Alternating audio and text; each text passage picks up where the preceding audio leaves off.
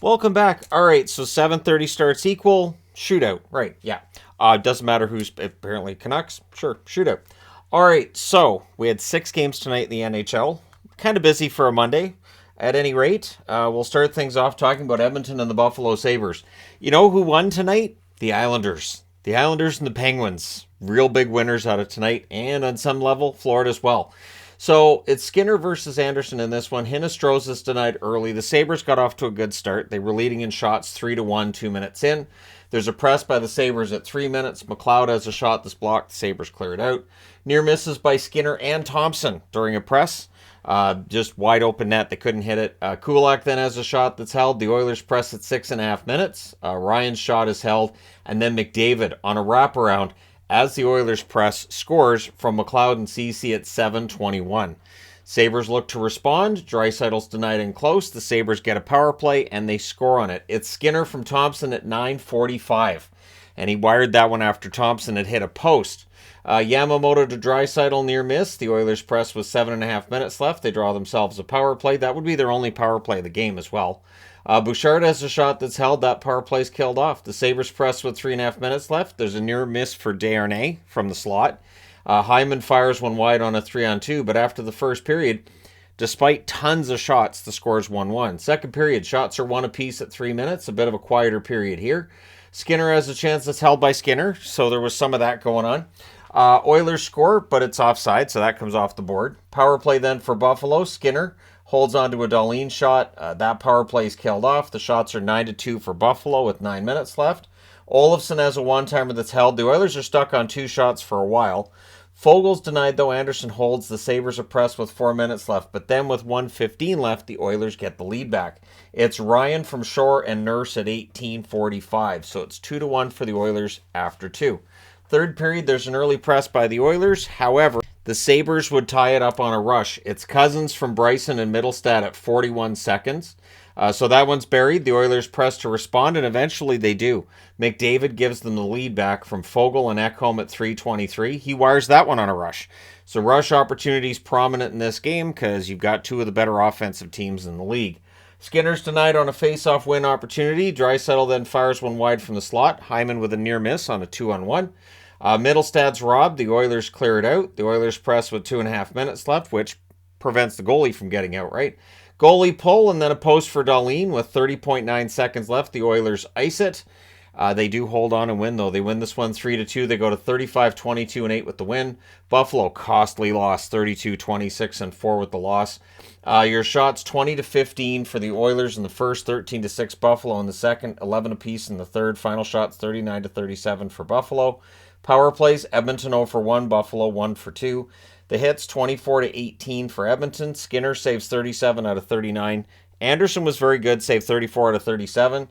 The Oilers just had a really good road game, and they get the win. All right, next up.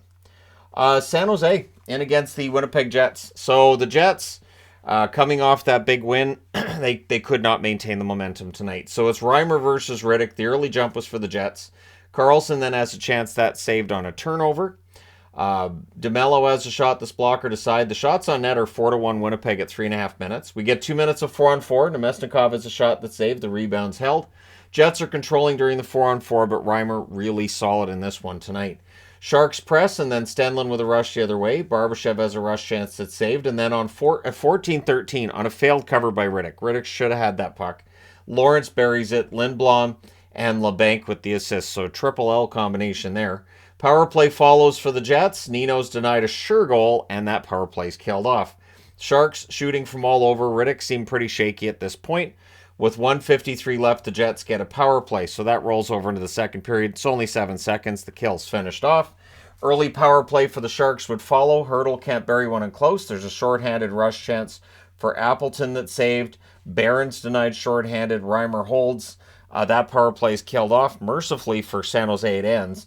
And then the Jets get a power play. Schmidt has a shot that's saved. Lowry missed a sure goal right after. That power play's killed off. And then Niederreiter would score his 200th NHL goal from Morrissey and Connor at 6:05. Sharks get a power play. There's a shorthanded chance for Barron again. He's denied. And Reimer holds on him again. So Barron pretty frustrated. That power play's killed off. Good kill by the Jets there. Hurdle has a rush chance that's defended. Pionk has a tip shot that's held. There's a press by the Jets with 4 minutes left. 1:39 left. The Jets get a power play. Lowry and Schmidt are denied in the closing seconds, and that rolls over into the third, where the kill is finished. Then there's a post for Nino Niederreiter on a rush. There's a power play for the Jets. There's a shorthanded 2-on-1 that's defended, and it's killed off. Then there's some punching going on after a hole by Reimer. The shots are 5-2 Winnipeg halfway through the period. Wheeler has a rush shot that's held. 7:11 left. There's a power play for the Jets. That's killed off, and then Schmidt scores from Ehlers and Wheeler at 14:53. So not long after the power play ends, Winnipeg gets that goal. Jets press with 2.5 minutes left. It looks like they're gonna hold on and win this one 2-1. 2:03 left. The Sharks call a timeout. They pull the goalie with 1:50 left. There's an icing by the Jets with 36.5 seconds left. And what really hurts them in this is that they're not winning faceoffs. So on a faceoff win, San Jose wins this. Ties this. Hurdle from Carlson and Couture at 19:49. So we go to overtime. In the overtime, Sharks controlled early. Hurdle can't bury one. The Jets rush. They set up. Connor has a shot that's saved, is cleared out, and then it's a breakaway pass to Couture. Couture scores from Erik Karlsson at 1:21. San Jose scores the upset victory. They're better on the road than they are at home. They win 3-2. They go to 19, 33, and 12, so they're one win short of 20. For the Jets, 36, 25, and 3. This is a frustrating loss for the Jets. They do get a point, but they wanted 2, and they should have had 2. Shots in this one, 14-7 each in the first and the second period. And then it was 8 apiece in the third and 2 apiece in the overtime. So the final shots are 38-24 in favor of Winnipeg, who controlled a lot of this game. Power plays, 0-2 for San Jose, 0-6 for Winnipeg. Hits, 21-19 San Jose. Reimer saved 36 out of 38. He was fantastic. Riddick saves 21 out of 24. And like I said, he seemed shaky when it came to covering those pucks. And San Jose took advantage. All right, next up, Calgary and Dallas. So Dallas decided tonight, we can't lose in overtime if we find a way to lose right towards the end of regulation. At least that's how I interpreted it. I may have actually chuckled. I'm at that point. So it's Markstrom versus Ottinger. The shots are 3-1 for the Flames at 2.5 minutes. They came out way more prepared for this than Dallas. Pavelski, Robertson are denied from the slot. Johnston then has a net drive that's held. But at 3:53, Ritchie, brand new Flame, Nick Ritchie, scores from Huberdeau and Weegar. And there was more speed, I thought, early in this game and more drive, more desperate hockey from Calgary. We really haven't seen that from Dallas often enough. They're coming off of 3 straight wins, but as stated, Chicago, Arizona were the first 2, and then there was that big win over Colorado, but they needed to follow that up. So the Flames press at 6 minutes. There's a power play for Calgary. Huberdeau's denied. They cycle. Ottinger's been busy. Really, the Stars I thought were flat. So that power play's killed off 5 shots. The shots were 13-4 for Calgary halfway through that first period. It was better for Dallas in the second half, but yeah, rough first half. Coleman has a chance that's held. Peltier can't bury one as the Flames press. With 1.5 minutes left, the Stars go to the power play. And to close out the period, Rope Hintz was denied by Markstrom. So we're going to the second period. Flames finish the kill, and then at 4:51, it's Zadorov. It's a one-timer on a cross-ice pass. Stetcher and Kadri with the assist. That makes it 2-0 Calgary. Flames press at 6.5 minutes. It's really all Flames. The Stars almost hand the Flames a goal, too, shortly after that second one went in. Things get a pushy, and we get a bit of a scrum after some big hits that made people upset. I believe Marchment was in the middle of that. Shots are 7-2 Calgary at 8 minutes. We get a power play for the Stars. Domi has a shot that's blocked. It's cleared out. That power play's killed off. Stars go back to the power play. They score on this one. It's Robertson from Heiskanen and Ben at 11:48. Fires that one through a screen. The Flames press to respond. There's a near miss by Ritchie. And then at 15:42, it's Domi. He scores from Sagan and Marchment, so that line, successful, and that made it 3-2 for Dallas, but it doesn't last. At 17:53, Lindholm tips one in to tie it up. Marchment nearly answers, but after 2 periods, the score is 3-2 in favor of the Calgary Flames. Third period, early press by Dallas. Ritchie has a net feed, near miss there. Stetcher has a shot that's saved as the Flames press. Shots are only 1 apiece at 3 minutes, but there's a one-timer on a turnover. Rasmus Andersson buries that from Kadri at 4:24. Marchment then has a net drive that's held. We get a power play for Calgary. Pelche has a shot that's blocked. Toffoli's is held, and then it's a fast break by Hintz. Puck trickles in, shorthanded. Pavelski with the assist at 9:49, and then the Stars finish the kill. At 14-12, they tie the game. It's Ben from Lindell. It was on a face-off win, and so here we go. And then with 2:58 left, the Stars get a power play. Well, Calgary kills that off, and then at 19:55, it's a fast break, and Toffoli scores from Huberdeau. So to the shock and amazement of the fans in attendance in Dallas, they pull a loss away from what should have been an overtime loss. They lose this one in regulation 5-4. They go to 34-17 and 13 for Dallas. It's hard to say that, 34-17 and 13. On the Calgary side, they're 28-23 and 12. They desperately needed this, of course, to stay in the hunt. Shots 17-10 for Calgary in the first, 13-8 Calgary in the second, 15-7 Dallas in the third. Final shots 37-33 for Calgary. Power plays, Calgary 0 for 2, Dallas 1 for 4. Hits 33-24 Calgary. Markstrom saved 29 out of 33, and Ottinger saved 32 out of 37. So a lot of my concerns with Dallas returned on this night. All right, and next up, last one on this board is what happened. Just what happened. Now, I understand. Ottawa, it's a 5-game winning streak, and I really wanted to put a trap magnet on this game because coming into this, Ottawa had a 5-game winning streak and Chicago had a 4-game losing streak. And I've talked about this before. When you have two teams that are streaking in opposite directions, very often when they meet each other, we'll see the team that's on the cold streak upset the team on the hot streak. So it's Sogard versus Stalock. The ice was really bright, and I don't know how to put this. When I'm flipping back and forth between the games, and I'm like, why is the ice so bright in Chicago? What have they done with the cameras? It was really distracting because I was like, is the sun directly shining on? Is this game being broadcast from the sun? Anyways, it's just one of those things you notice when you're scrolling back and forth between games. So it's good early back and forth. There's a power play for the Hawks. That becomes 1 minute and 12 seconds of 4-on-4. Shorthanded Kara break that saved. Everything's killed off there. The Sens press at 7.5 minutes. Stalock holds. Pressed by the Sens the next shift. They had momentum. The shots are 4-1 in favor of Ottawa at the half. So there's a post for Giroux on a rush. Stalock poke checks the next chance for Giroux. Stutzla has a chance that's held. The Sens get a power play. That's killed off. And then off a glove on a rush, Kurashev scores from Tenorti at 16:22. And that was the third shot for the Chicago Blackhawks. But the shots are deceptive. So the shots favor Ottawa throughout this game. But when Chicago got a chance, it was almost always a 2-on-1, a breakaway, or a 3-on-1, or a 3-on-2. It was ridiculous. So things get punchy at the horn, and it's 1-0 Chicago after one. Second period, we get 2 minutes of 4-on-4 to start, and at exactly the 2-minute mark, so as two guys are getting out of the box, Seth Jones scores from Bjork and Dickinson. That's the first shot of the second period. Now, they couldn't have switched goaltenders even if they wanted to because Mandalese was late getting there. He had just got off his flight. So because he wasn't taking part in warm-ups and he was just kind of there on the bench, they're not going to put him in the net. So no matter what happens to Sogard tonight, he's stuck there. So Sens press for a response, but at 5:29, Seth Jones gets another, I believe his 10th of the season. Bjork and Athanasiou with the assist. So Bjork with a couple of helpers. The shots are 5-4 for the Sens 7 minutes in, but 2 shots have gone in for Chicago. Athanasiou's denied on a rush, and then he was denied again on a 2-on-1 shortly thereafter. Smith's frustrated. So DJ Smith calls the guys over during a commercial break and says that's enough of the odd man rushes.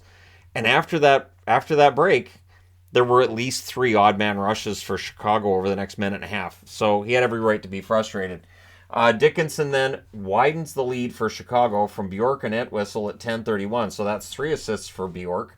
Wires that one from the slot, and this is where a timeout's called by DJ Smith. Again, they're down 4-0 against Chicago. I did get kind of a chuckle when I hear an announcer say, well, the game's not over. Oh, the game's over. I know it's Chicago, but yeah, this game was over. Power play for the Hawks. There's a shorthanded rush by Stutzla. That power play's killed off. No shots for Chicago on that one. Sens go back to the power play. Tenorti fires one wide on a shorthanded 3-on-1. Stutzla has a pass in front that deflects out. There's a Tkachuk versus Tenorti fight that takes place. We end up with a 5-on-3 for the Sens as a result.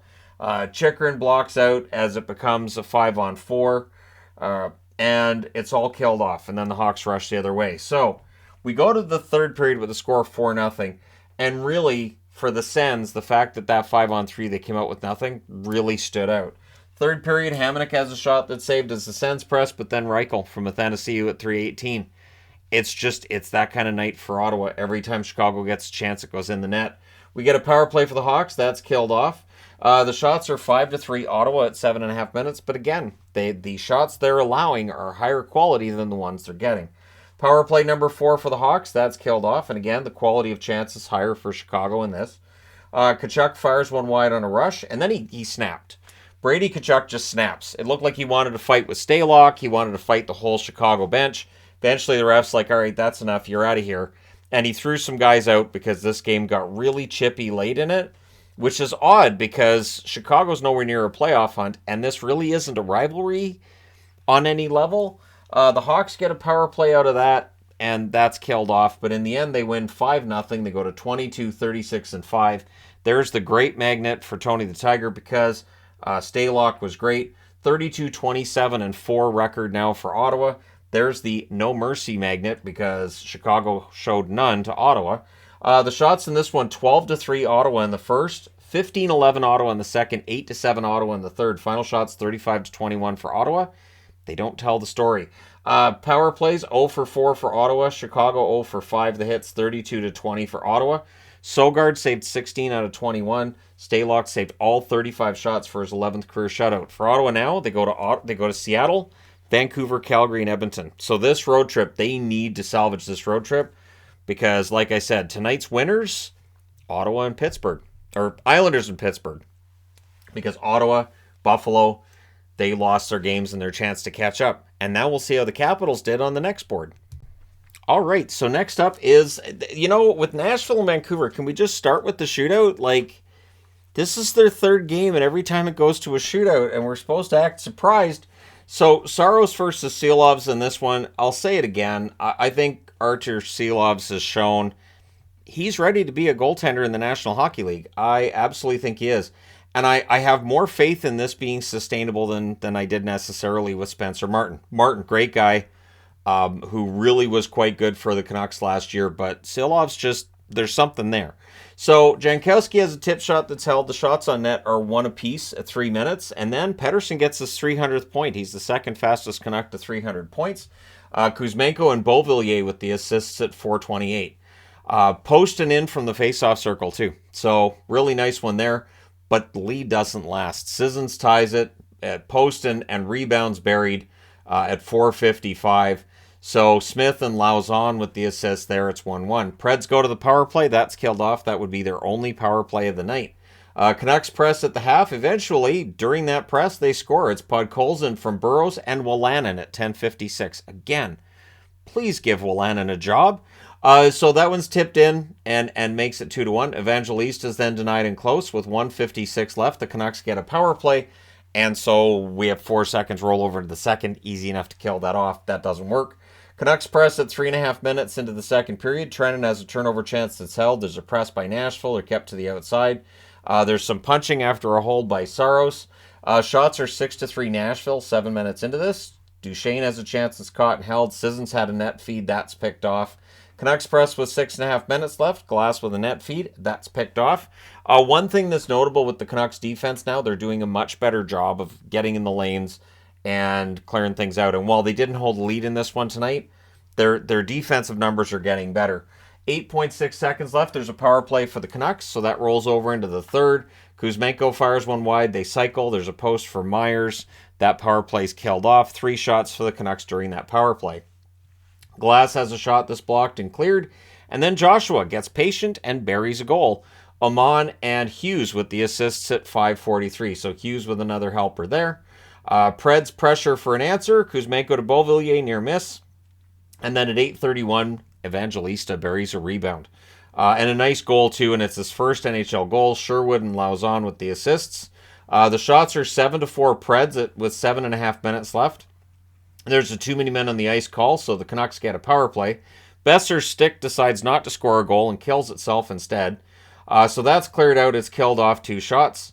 Brisebois has a shot that's held. And in the midst of all this, JT Miller, he ran over Evangelista. And all the Preds bench stood up, and I think And that kind of looked like interference. It wasn't called as interference, but I'm saying as a Canucks fan, it looked like interference. So Evangelista remembers this, and he scores the tying goal from Barrie at 16:55. So good on him. He got a little bit of patchwork done to, I think it was his lip, and went back out there and scored the goal. Sissons then has a blast that's held. The fans call one. The ref doesn't, so he sucks. Even though the Canucks had 3 straight power plays and Nashville had none, plus JT Miller, nothing. So we go to overtime with the score tied at 3. Canucks controlled early. There's a post for Pettersson. The Preds take over. They don't get a shot out of it. Miller fires one wide. The Canucks cycle. Kravtsov's denied. I really kind of wanted Kravtsov to get a goal there. But we go to the shootout, and in the shootout, all 3 shooters are stopped by Silovs, and Pettersson gets the winner. He was the 3rd shooter for Vancouver, and so the shootout win 4-3 for Vancouver. They go to 26, 32, and 5. With the loss, Nashville 31, 23, and 7. So they do get a point out of this. Shots in this one, 10-8 Nashville in the first, 12-9 Nashville in the second, 10-8 Nashville in the third. Vancouver had all 4 shots in the overtime. Final shots 32-29 Nashville. Power plays, the Preds 0-1, Vancouver 0-3. The hits 42-19 for Vancouver. Saros saves 26 out of 29, and Silovs saves 29 out of 32. It is worthy of note that Nashville's upcoming schedule is pretty soft. They could win a bunch of games, but they didn't win this one tonight in Vancouver, so we'll see how things turn out for them. All right, last game of the night, Washington in against LA. So again, the big winners tonight are the Islanders and the Penguins. So, and again, on some level, Florida. So it's Kemper versus Copley. The Caps press are kept to the outside. The shots on net are 4-1 LA at 5.5 minutes. Strong forecheck by the Kings. There's a near miss for Danault as the Kings press. Fiala with a wraparound, that's held. Caps were stuck at 1 shot for a while. Velarde has a rush that draws a Kings power play. That's killed off. The shots at that point were up to 15-1 for the LA Kings. Milano has a net feed. That's held onto. Anderson steals one from Strome. Velarde was denied twice. Rapid-fire chances. Could not get them in. He had 3 altogether. 1 of them, I think, was blocked, and 2 of them he was denied on. 7.2 seconds left. The Kings go to the power play. So that rolls over into the second period. Becomes 4-on-4. The Kings press during the 4-on-4. Lizotte has a net drive that's saved. Everything's killed off there. Mantha has a rush chance that's saved. The shots are 3-1 Kings at 3.5 minutes. There's a press by the Caps at 4 minutes. Kempe fires one wide on a rush. Iafallo fires wide also on a rush opportunity, so some rush chances back and forth here. We get a power play for the Kings. The Caps do not let them set up. They kill that off.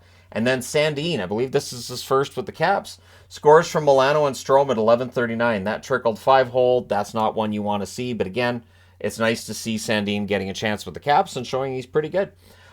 Kings press to respond, and Gavrikov would score his first with the Kings from Fiala and Arvidsson at 13:18. It was a good press, and he buries a rebound. So Gavrikov showing a little bit of offensive upside there. Power play for the Caps. That's killed off. Kings press with 2 minutes left, and then in the final minute, Danault scores. That one from Arvidsson and Roy at 19:28. Now, Kemper immediately signaled he thought it was a high stick. The review showed it was not a high stick, so they didn't pull that one off the board. They did a quick look and dropped the puck at center ice. 29.6 seconds left, so right off that face-off, the Kings end up drawing themselves a power play. So that rolls over into the third period where it's a party.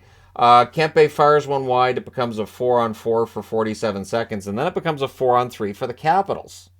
So the Caps took the first penalty. The Kings take the next 2. So it's 4-on-3, but it's about to become a 5-on-3.